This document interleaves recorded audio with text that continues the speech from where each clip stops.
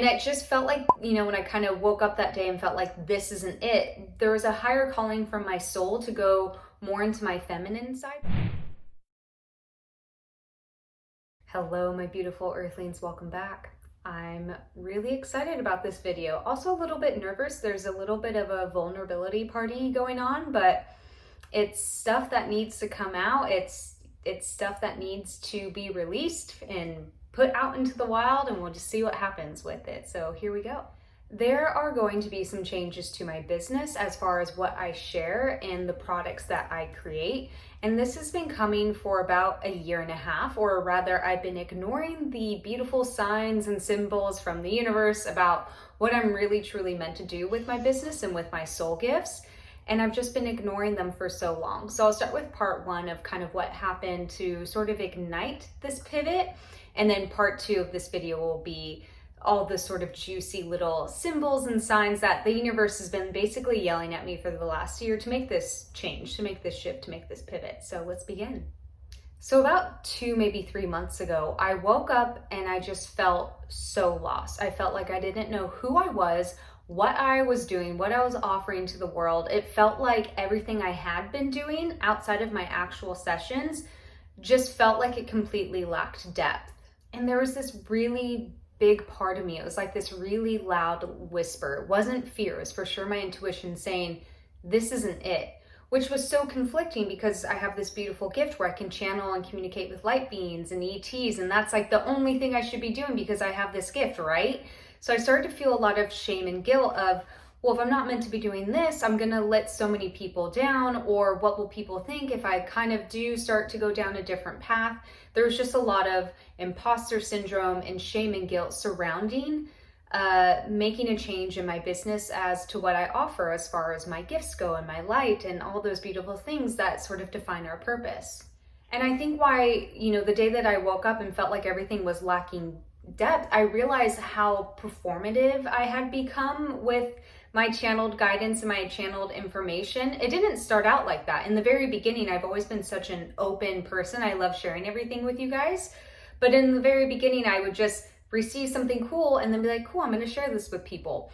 It switched to I call it pop spirituality, where it's like our spiritual practice is so sacred and so individual, and there's a pureness to it, but I think it's really easy within the spiritual community to go from just being on a spiritual journey to kind of like this side of pop spirituality where it's like, what's the next big thing? I mean, you'll see those types of clickbait headlines where it's like, something big is coming, or are you 5D enough, or things you should know as a starseed, and then it's just like lacks depth. The actual information in those videos and blog posts or whatever, they're not erring on the side of like an actual spiritual practice. It's more just clickbaity stuff.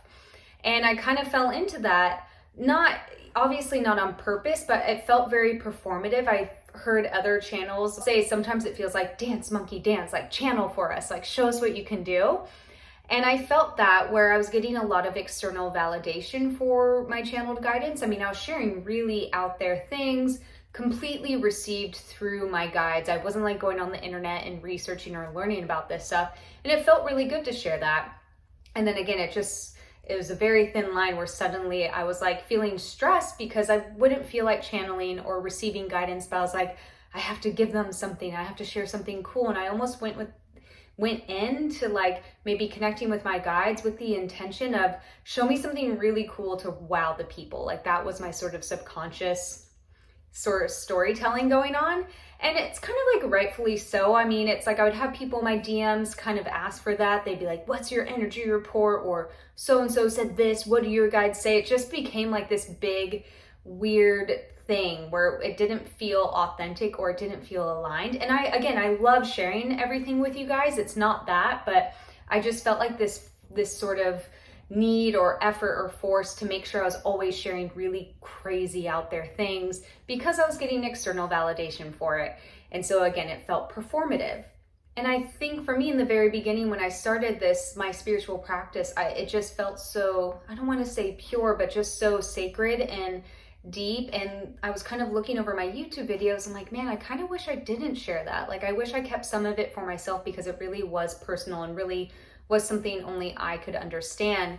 And it just felt like, when I kind of woke up that day and felt like this isn't it, there was a higher calling from my soul to go more into my feminine side, but also more just inward, kind of like go into a cave and take my spiritual practice in this journey of, spirituality that I'm on, and I'm sure you as a viewer are on, to kind of go more inward and less about sharing or external whatever, just more going inward. And I felt that, and that's what I've kind of been doing for these last few months, of just being kind of bringing in that sacred ritual back to who I am as an individual going through this expansion process on earth.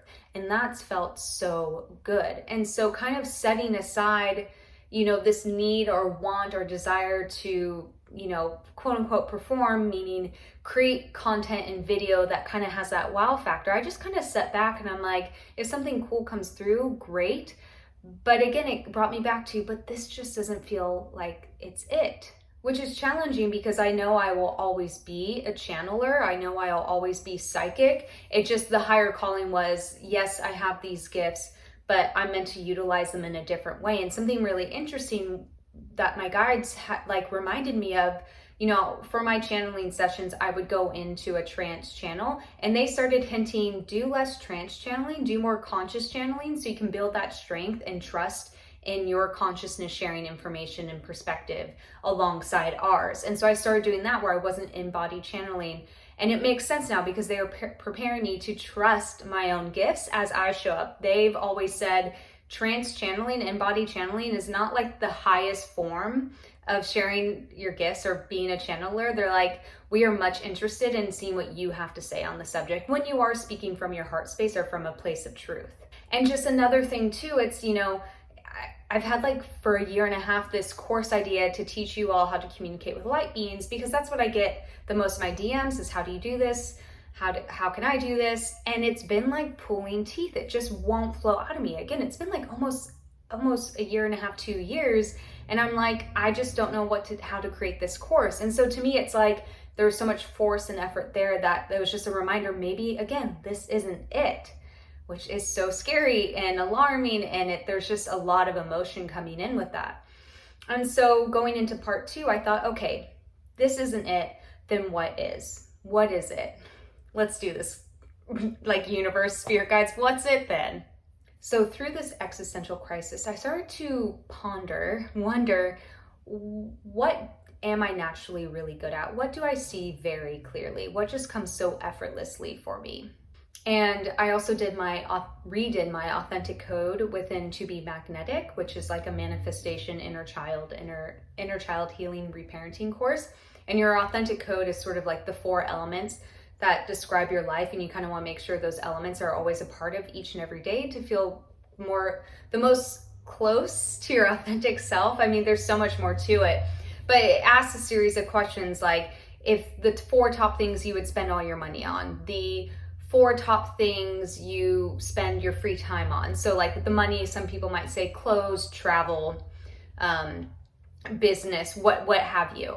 And so at the end, you kind of go through, there's like a series of 20 questions where you see what the top themes are. And so I redid my code, and I noticed a lot of my answers were related to business, finance, and entrepreneurship, which really shocked me. And the universe, or I should say my guides, kind of reminded me of this struggle I've had my whole life, where I guess inner struggle, inner battle, if you will, where I'm always been a very left brain person. I'm very organized and logical, and I love data and all of that kind of stuff.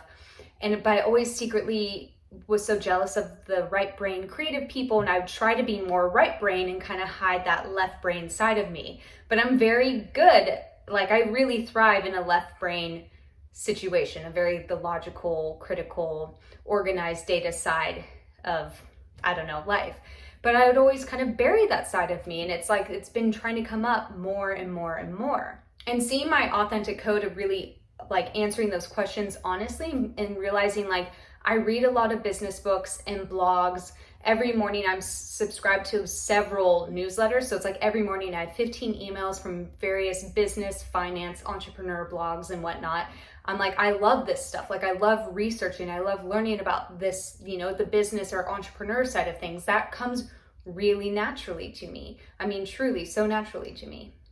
but it's a side of myself that I've never really honored before, because I've always been trying to be like the creative, flowy, goddess type of person, which is not true to my personality at all. I also realized how many times or how often friends would call and just be like, hey, what do you think about my website? Or I really want to do this in my business. What do you think? Like that sort of, even my own dad will sometimes come and ask me, like, I'm trying to do this. What do you think? Like, I'm very tech savvy, very analytical. I just see when it comes to other people's businesses, I see so clearly. And so I kept following these breadcrumbs. And then I noticed again how often clients would book and ask very business specific questions. And I asked a couple of my healer friends, I'm like, oh, do you get these types of questions too? I mean, they're not like, what's my purpose? They're like, I really want to grow my business to this. What do you think? And the two friends I asked, they're like, I never get those types of questions in all my years of being a psychic or channeler, intuitive, what have you. And so I was like, oh, that's so interesting that people are coming to me and just asking these types of questions. I mean, it's been nearly every single client to some extent. And then I remembered I've had 3 or 4 clients just in this year book a channeling session with me, but then in session say they don't want me to channel. They just want me to look at their business and ask me personal business questions of how they can grow or expand or launch their online business. So again, there's all these little breadcrumbs and puzzle pieces from the universe from the last 2 years that I just kept ignoring because I thought I had to be this intuitive, feminine, goddess type of individual, where instead my light is best shown through my left brain side, where I am very like the analytical, logical, like let's get into the details, let's research, let's kind of see where we can fix some things or get rid of some things and so forth. And so it's funny too, because at the beginning of the year, when I started kind of following a few of these puzzle pieces or breadcrumbs, but ignoring them, I went on like my Instagram and TikTok and put in my bio business tips. Like I was like, maybe I'll start doing some reels in regards to that. And then the next day I took it down because I just had horrible imposter syndrome. So even at the beginning of the year, I was recognizing that I actually could talk about business type topics all day long. I mean, my partner and I on the weekends will have a glass of wine and I'll ask him questions about his business and vice versa, or we'll talk about other businesses. Like if we go to a restaurant or a store and there's something weird happening, or we're like, oh, they should improve that, they should do this, they would see so much more profit, they did this. Like he and I, like that's a lot of our conversation, which is business. And so a few months ago, before I even had this existential crisis, maybe it was about 6 months ago, I was kind of feeling out this business vibe, not really knowing where it would go. And I wrote down an entire outline with bullet points. I mean, there's like maybe 10 modules with like several bullet points within each module for a business course. And I wrote it in less than 2 hours. It flowed out of me. And then I was like, well, I'm not going to just create this business course because I'm like a psychic, intuitive channel person that talks to light beings and aliens. Like this has nothing to do with me. And I just put it on the back burner. And literally a week after I created the whole outline, this woman contacts me and she let me know she wanted to interview me for her business membership, or rather her boss's business membership. It's a big influencer with like 500,000 followers. And they're like, this will be a paid interview. We want you to talk about how you run your business and sort of marketing business tips and tricks. And I just, like, I couldn't believe it. I was like, oh my God, this is the biggest sign from the universe. Like, I have no idea who this person is. Like, the individual who contacted me, we've never like DM'd or anything. They're contacting me out of the blue to pay me to interview me about how I run my business and any tips I could offer. It was the biggest sign from the universe, and it still took me 3 months to get to this point because there's so much imposter syndrome, so much fear around shifting gears. And so I've really just spent the time getting kind of comfortable with this pivot, kind of getting comfortable. You know, there's so much fear of what will people think? Will people unfollow me? Which who cares? But it just all this like, are they going to think I'm crazy? And like, am I not spiritual enough because I'm like going to start sharing business and online business and marketing tips? Like these are actual fears because I've been in the business as some form of intuitive for nearly 4 years. But I have the business-based knowledge. I mean, it took me about 4 years to really get my business growing, and I realized I do have something to offer. Talking about business comes really naturally to me, and there's been so many people in my DMs or clients or just people I talk to where they are so talented and so gifted, but they are not getting the traction they deserve. Or it's like they have a website and it's just horrible and so hard for people to book with them, and they're confused why no one's booking. It's like I see into people's businesses so clearly, and I know how it feels to be so talented and gifted and want to nurture that gift, but have to grow a business at the same time. Like nurturing your business and gift takes a lot of energy to do at the same time. And I realize I can help people make this process easier, so it doesn't have to take you 4 years like it took me. I could take everything I've learned in the last 4 years just as an intuitive. I was a photographer in business as a photographer for 7 years before that. So it's like I have a lot of information to share with you all. It's gonna flow out of me regardless if I want it to or not. So I will still be offering my channeling sessions. I will be sharing channeled guidance, but only when it comes through as something I want to share. I'm not going to force it. So I will be blending the two of sharing business and marketing tips alongside when channeled information comes through, but I'm just going to flow with it for the time being. Again, I believe in this pivot so much. I had a session with my friend Nyla, my healer. When I told her this, it felt like a big light bulb for her. Like she was like, definitely, like people need to hear your perspective on this. And then I even had a session with a client where the first hour was her session. And then we spent another hour basically her telling me this is exactly the path I meant to go on. So it's like she could see so clearly that I do have a perspective to share when it comes to running a business, and that I must share that. And it's what lights me up.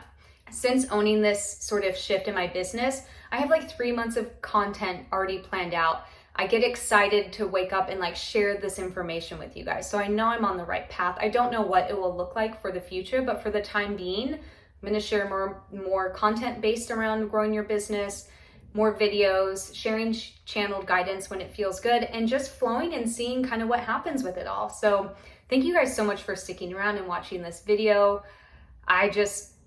I'm excited about the future. We'll just see what it holds. I'm just going to flow with it and we'll just see where it takes me. All right, you guys, thank you so much. Have a great one. Bye.